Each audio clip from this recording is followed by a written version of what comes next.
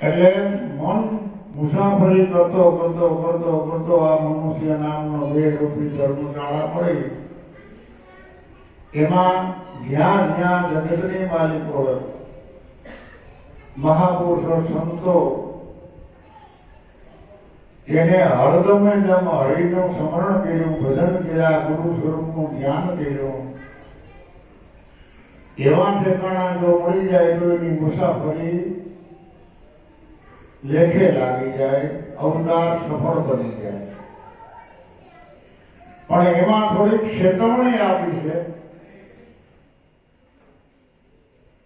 કે કર્મ ક્ષેત્રે કર્તમ પાપમ તીર્થ ક્ષેત્રે મુક્યંતિ. તીર્થ ક્ષેત્રે કર્તમ પાપમ વજ્રલેખમ. મુસાફરી કરતા કરતા આ કર્મ ભૂમિ છે, આ મૃત્યુ ભૂમિ પણ કહેવાય, મૃત્યુ લોક પણ કહેવાય. આ કર્મ ભૂમિમાં આપણે ઈરાદો નથી ભૂલ કરવાનો.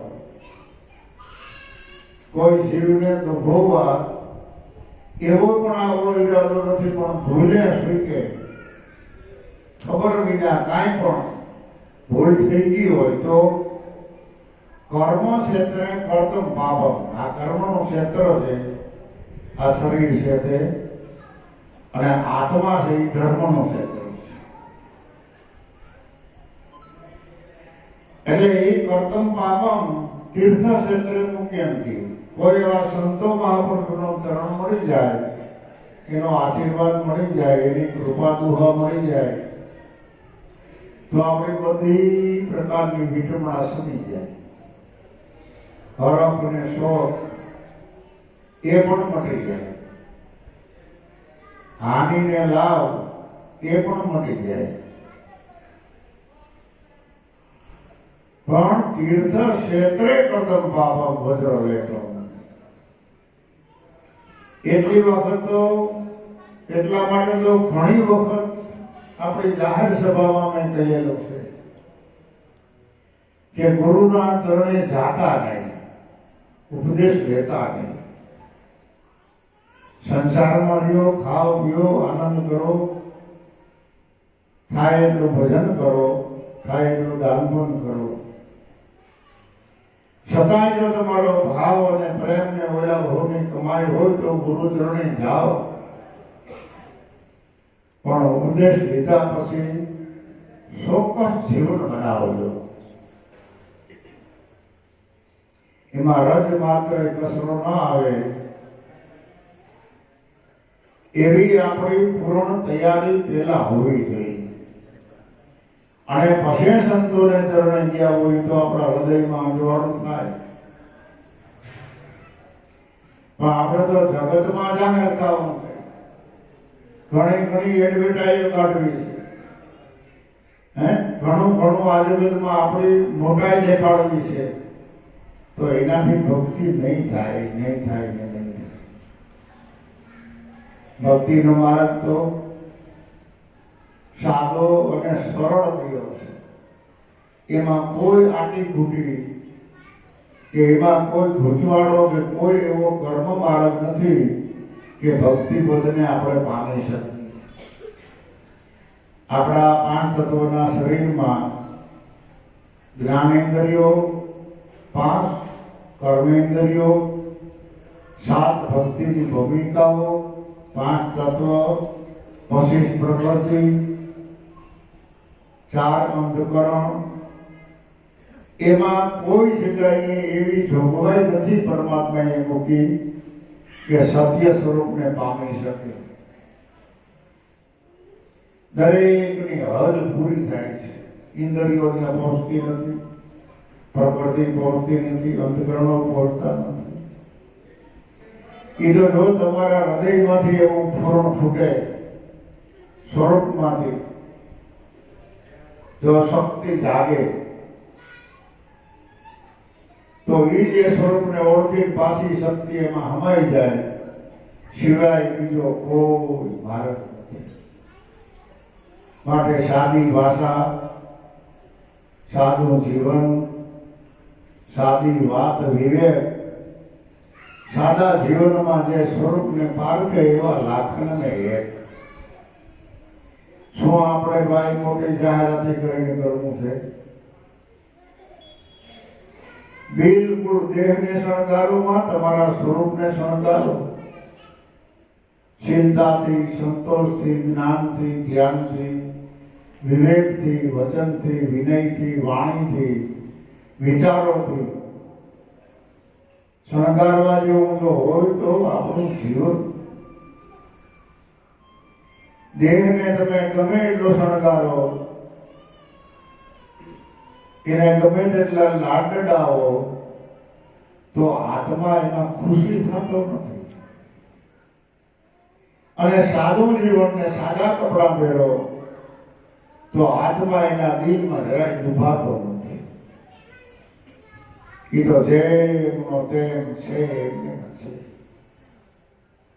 રાગ દ્વેષ મટી જાય, મારું તારું મટી જાય, હું પણ ગળી જાય તો આપણી મુસાફરી લેખે લાગી જાય.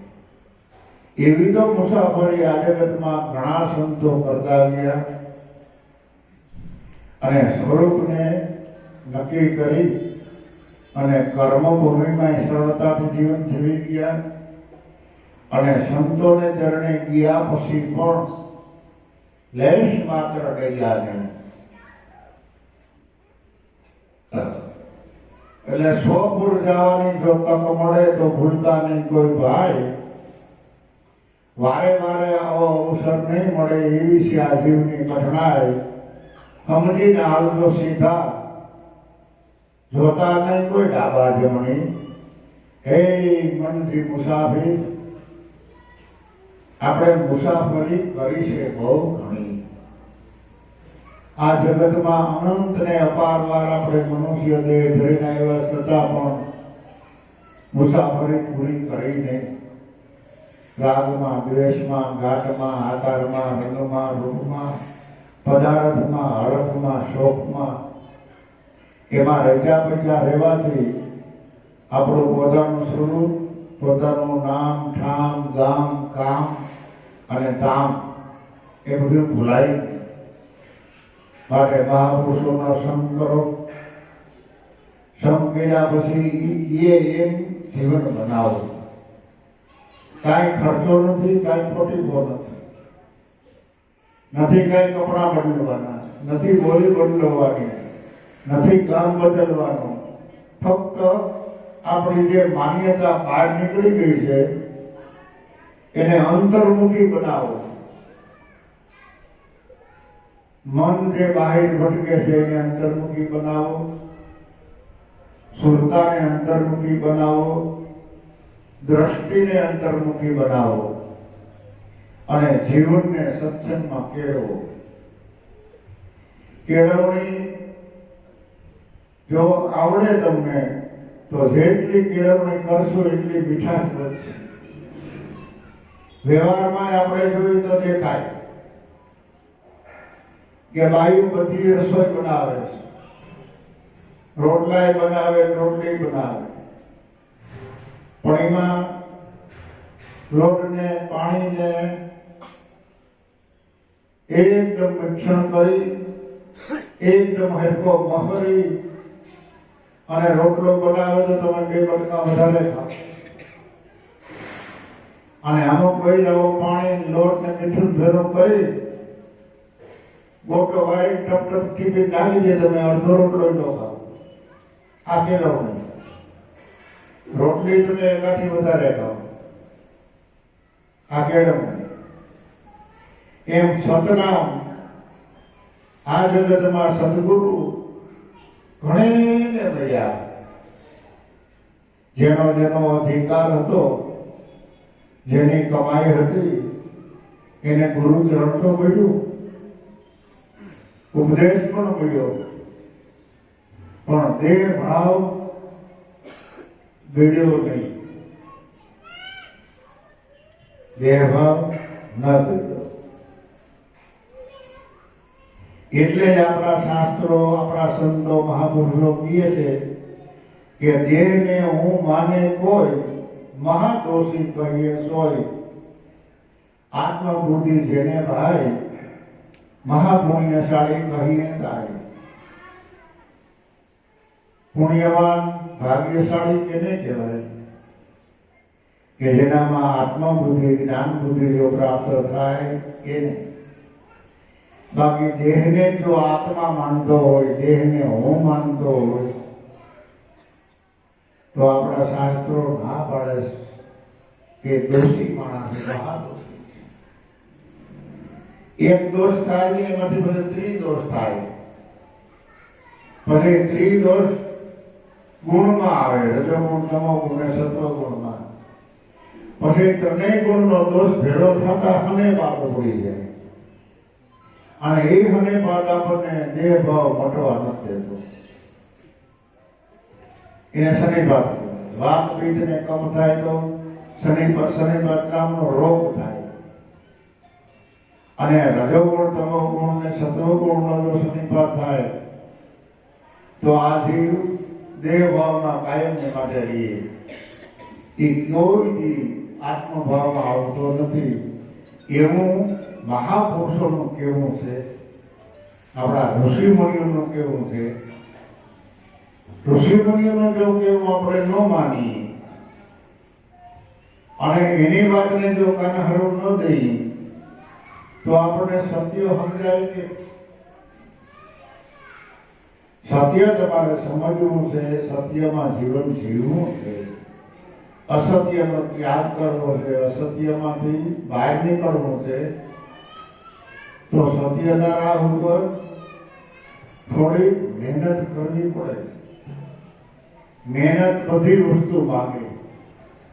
તમારે 20-25 રૂપિયા 50 રૂપિયા કમાવા હોય તો તરીકો લાગશે, પરસેવો વળશે, થાક લાગશે, તરસ લાગે, ભૂખ લાગે.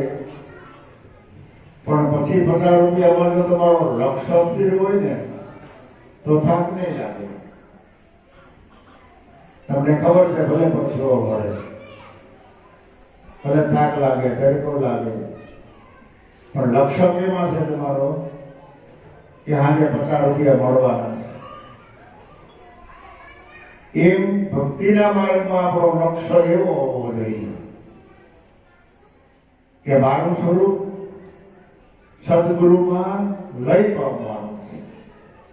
એને લઈ યોગ કહેવાય. હઠ યોગ કેને કહેવાય? કે હકાર મહાપ્રાણ જ્યાંથી ઉઠે, શકાર મહાપ્રાણને જે ગતિ આપે અને ગતિ આપતા બે ભેગા થાય, હંસ હંસ એવો ધ્વનિ ઉઠે. એ હકાર મહાપ્રાણમાં તમે ઠેરાઈ જાઓ, સ્થિર થઈ જાઓ, એ તમારો હઠ યોગ છે. પણ અભ્યાસ કરીને બળ નહીં કરવાનું. ગુરુ કૃપાએ સહજતાથી સ્વરૂપને પામો, આપણો આ સહજ યોગ છે. કોઈ આટલી ખોટી એમાં નથી. અને તીર્થ ક્ષેત્રે કર્તમ પાપમ, કર્મ ક્ષેત્રે કર્તમ પાપમ, તીર્થ ક્ષેત્રે મુક્યંતે. પણ તીર્થ ક્ષેત્રે કર્તમ પાપમ વજ્ર ડેવ. જેમ ઠામમાં આપણે પિત્તરના ઠામમાં જૂના જમાનામાં કળી દેવડાવતા. એ કળી જાય કઈ કે ઠામ તૂટે થઈ, ત્યાં સુધી ઉખડે નહીં. એમ જોઈ હવે આપણે તીર્થના ક્ષેત્રમાં જઈ, ગુરુ ચરણમાં જઈને જો ભૂલ કરી તો ડબલ સજા થાય. ખબર હોય ખોટું બોલો એની ડબલ સજા થાય. બરાબર? એટલે ગુરુ ચરણે જાવું નહીં એવી મારી ભલામણ છે. અને જો જાવું તો ચોક્કસ જીવન બનાવીને જાવું. ક્યાંય લોભાતા નહીં, લલસાતા નહીં, કોઈના દોર્યા દોરવાતા નહીં. આ જગત તો કેટલી લલસામણી આ જગતની અંદર ક્રિયાઓ હાલે છે. અને લલસામણી એવી સ્કીમ છે કે તમારી પાસે પૈસા એ પડાવી દઈએ, તમને ખાલી એ કરી દઈએ અને છેલ્લે નતોડીઓ દઈએ. એને નતોડી ઘણી ના જાય. લાલચમાં લાલચ એ પૂરી ચીજ છે. માટે ધંધો દાખલો કરો, પુરુષાર્થ ધંધો કરો. પુરુષાર્થ આપણા વ્યવહારમાં આગેવાન છે. અને ભક્તિના માર્ગમાં જો આગેવાન હોય તો પ્રેમ અને ભાવ. પ્રેમ વિના પરમાત્મા પ્રગટ થતો નથી અને ભાવ વિના કોઈ આપણે ભેળા થાય નથી. ભાવ સ્વરૂપ શિષ્યનો છે અને પ્રેમ સ્વરૂપ ગુરુદેવનો છે. તમે જો ભાવથી ભેળા થાવ તો આમાં ગમે ત્યાં પ્રેમ સ્વરૂપ ગુરુમાં પ્રગટ થાય. ત્યાં ગુરુમાં દયા દર્શાય. સત્ય સ્વરૂપ સમજાય તો દિલ દરિયો બની જાય. પછી ગોતીડા આવે એની મોજમાં અને સદગુરુની દયા કૃપા ત્યાં દેખાય. કેના ઘટમાં પ્રગટ થાય અને કેના ઘટમાંથી શબ્દરૂપી મોતીડાનો ધારા નીકળે એ કાંઈ નક્કી નહીં. ગુરુ કોઈના બંધનમાં નથી કે મારે ઘેરે જ આવવા જોઈએ. એ તો અનુભવીને ઘેરે જાય ને. હવે ઘણા રાહ જોતા હોય તો ગુરુ આ દેહ નથી, ગુરુ કોઈ વ્યક્તિ નથી, ગુરુ કોઈ જ્ઞાતિ નથી અને ગુરુનું આ જગતમાં ક્યાંય મંદિર નથી. દેવી દેવતાઓના મંદિર ઘણા છે, હિન્દુસ્તાનમાં છે, બીજા દેશમાં છે. જેવી જેની માન્યતા હોય એવા મંદિર બનાવે. પણ નવખંડ પૃથ્વીમાં ચારે ચાર યુગમાં ગુરુનું ક્યાંય મંદિર નથી. અને જ્યાં જ્યાં મંદિર છે ત્યાં ગુરુ બાળકોના છે, જેને ગુરુનું ભજન કર્યું, સદગુરુના ધ્યાને બેઠા અને વિશ્વાસે જીવન પૂરું કર્યું, એના મંદિર છે.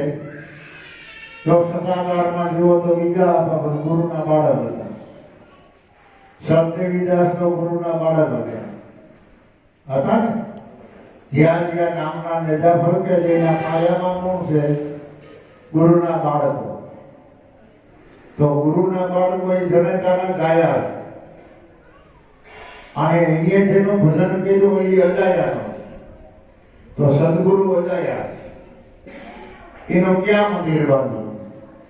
તમે આ મંદિર બાંધ્યું પ્રગટ ક્યાંક બીજે થાય તો. એટલે મનુષ્ય નામનો દેહ ગુરુ મહારાજનું મંદિર છે. અને દેહની હારે જ વાંધો હોય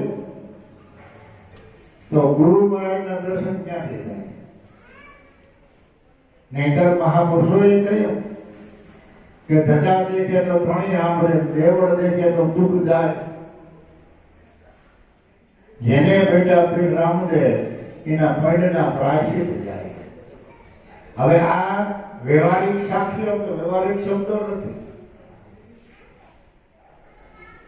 આ પાંચ તત્વોના રંગની ધજા મનુષ્ય નામનો દેહ એ ધજાને દેખો તો ઘણી સાંભળે. આપણે એકબીજા ભેગા થઈ તો તરત આપણે આપણા ગુરુદેવનું યાદી આવે, એનું ધ્યાન લાગે, એનો ભાવ પ્રેમ આપણામાં પ્રગટ થાય. અને એની અંદર જે દેવળ બેઠો, દેવળ છે દિલ દેવળમાં, એમાં જો તમને નજર પૂરી જાય, ધજા દેખો તો ઘણી સાંભળે અને દેવળ દેખો તો દુઃખ જાય. તો આપણા ભવે ભવના દુઃખ વ્યા જાય. અને જેને ભેટ આપી રામદેવ એના પૈડના પ્રાયશ્ચિત જાય, હૃદય પામ જાય. તો રામદેવ વિરમદેવ હજી આ ખોયામાં ઘોડા ફેરવે છે. જે ખોયામાં રામદેવ વિરમદેવ ઈશતા હતા, જેમાં મોટા થયા, એ ખોયું હજી તૂટ્યું નથી. કાંઈ માટે આ છે. એમાં એક છે અજાયા અને એક છે જાયા. પણ એ ખોયામાં ડોકું કાઢે, દાસીઓ બીજા જોવા જાય તો એને ભૂતળા દેખાય કે ભાઈ છે, ભાઈ બેરા ભૂતળા ગણાય છે, એને ભૂતળા દેખાય. અને એક એની માં જોવા જાય તો ભૂતળા કોઈ ન હોય. ને રામદેવ વિરમદેવ કેમ હોય. એ તમારા શ્વાસોશ્વાસ છે, એ તમારા ઘટમાં ખેલી રહ્યા છે, એ પાઠ ભણવાનો છે. એમાં અખંડ જે જોઈત છે એ જોઈતને નમન કરો અને જ્યોતિ સ્વરૂપે આ જગતમાં અનંત ને અપાર સંતો હતા, પણ બધાની જીવનની થેરી, જીવનની કળા અલગ અલગ. કોઈ ક્રોધી સંતો હોય, કોઈ લોભી હોય, કોઈ કળાવાળા હોય, તો કોઈ કર્મ માર્ગીને ફરી હોય. આ બધા સંતોના જીવનની થેરી છે. સદગુરુની દ્રષ્ટિમાંથી બે સ્વરૂપ પ્રગટ થયા, એક ભગવત અને એક ભગવાન. તો ભગવાનને કર્મ માર્ગ ફરી છે એટલે એ કર્મને બહુ વિકસાવે બહાર, અને ભગવતને ભગવાન એટલે ગુરુ માર્ગ વાળા એ બહાર કઈ વિકાસ કરતા નથી. જો તમે પ્રાચીન સંતો, ચારે ચાર યુગના સંતોને જુઓ, ગામડાના સંતોને જુઓ, એના જીવનને યાદ કરો. રવિ સાહેબ, ખીમ સાહેબ, ત્રિકમ સાહેબ, મોરાર સાહેબ, ભાણ સાહેબ, બહાર કાંઈ વિકાસ નહીં. અને અંતરખોદ એના એક એક શબ્દમાં આપણો મગજ કામ ન કરે, આપણી બુદ્ધિ પહોંચે નહીં. કેવડીની ખોજ, કેવડીની મોજ, અને કેટલાય ગુરુના ધ્યાની. હવે એમાં આપણી નજર ક્યારે પડે કે એને જે ભૂમિકામાં બે લખ્યું છે એ ભૂમિકા તમારામાં જ્યારે જાગૃતિ થાય ત્યારે ત્યાંથી ઉપરે. ભક્તિની 7 ભૂમિકા છે. એમાં કઈ ભૂમિકામાં બેહીને રવિ સાહેબે લખ્યું, ત્રિકમ સાહેબે, ખીમ સાહેબે, મીરાબાઈએ, દરેક સંતો મહાપુરુષો પોતાનો અનુભવ મૂકતા ગયા. પણ જે ભૂમિકામાં બેહી લખ્યું છે એ ભૂમિકામાં જાઓ તો તમને ખ્યાલ આવે. પ્રાચીન સંતો તમે જેને જોયા છે, જેને તમે રોટલાના બટકા ખવડાવ્યા છે, એ સંતોની વાત લ્યો તો બોલત દુનિયા બહોત પ્રકારે, સ્વાર્થી સુખ પણ ધારી, ગુરુ બિન કોણ કરે શુભકારી. બે આ પ્રગટ તમે જોયા એની વાત.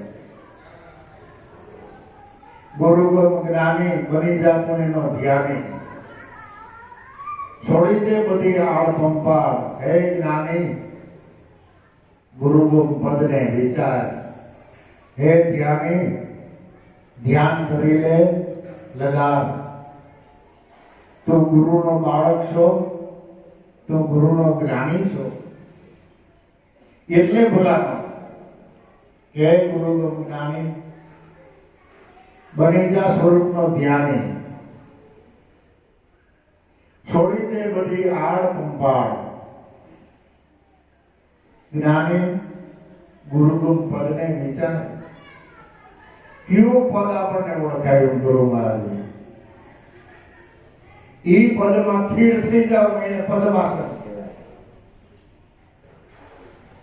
પદ્માસન કેને કહેવાય કે જે પદ આપણને ગુરુ મહારાજે જે ઓળખાયું છે, જે સમજાયું છે, નામ નિશાન ઠામ ઠેકાણું જે આપ્યું છે, એ પદમાં આસક્ત રહેવું, એમાં આધીન રહેવું, એના વિશ્વાસમાં રહેવું, એને કહેવાય પદ્માસન. એ પદમાં આસક્ત થઈ વિશ્વાસ રાખી અને સ્થિર થઈ જાવ ભાઈ. આપણો જન્મારો સુધારવો હોય, આ અવતાર લેખે લગાડવો હોય, વારે વારે આવો અવસર મળતો નથી, તો એમાં સ્થિર થાવ. એટલે જ આ મહાપુરુષો કહી ગયા કે વારે વારે અવસર મળે નહીં. આ જીવની જે ઘટના 100 પૂર જવાની જો તક મળે તો ભૂલતા નહીં કોઈ ભાઈ. સ્વપુર એટલે આપણું પોતાનું ધામ, સ્વધામ. સ્વ એટલે આત્મા, ધામ એટલે પરમધામ. એને સમજવો, એને ઓળખવો, એમાં કાયમને માટે સ્થિર રહેવું, એને સ્વ ધ્યેય કહેવાય. સ્વ અને ધ્યેય અલગ છે, તામાંથી તમારો ધ્યેય ખોટો પડે અને સ્વ સ્વરૂપ સમજાય નહીં, ઓળખાય પણ નહીં. સ્વને ઓળખવાનો ધ્યેય શું છે? ખાવું, ખવડાવવું, ગુણ ગાવા, ગુણ ગૌરવ, ગુણવાન બનો અને ગુણવાન બીજાને બનાવો, સ્વરૂપના ધ્યાની બનો અને બીજાને પણ ધ્યાની બનાવો. આ એનો ધ્યેય. પણ આપણો ધ્યેય ખોટો હોય અને એમ કહો તમે કે અમે સ્વ ધ્યેય વાળા, તો સ્વ અને ધ્યેય અલગ છે બાપા. વાતો વાંચો ગીતાની, અનુભવ કરો. ગીતાજીને વાંચો તો તમે તમારામાં અનુભવ કરો, આપણને ખ્યાલ આવે. એટલે સ્વપુર જવાની તક મનુષ્ય અવતાર જ છે. બીજા અવતારમાં સ્વપુર જવા માટેની કોઈ જગ્યા કે કોઈ જોગવાઈ નથી. મનુષ્યના અવતાર સિવાય, મનુષ્યના દેહ સિવાય પરિબ્રહ્મ પરમાત્માના ગુણ ગાવા, એને ઓળખવા, સત અસતને પારખવું, એ મનુષ્ય દેહ સિવાય કઈ ખબર નથી.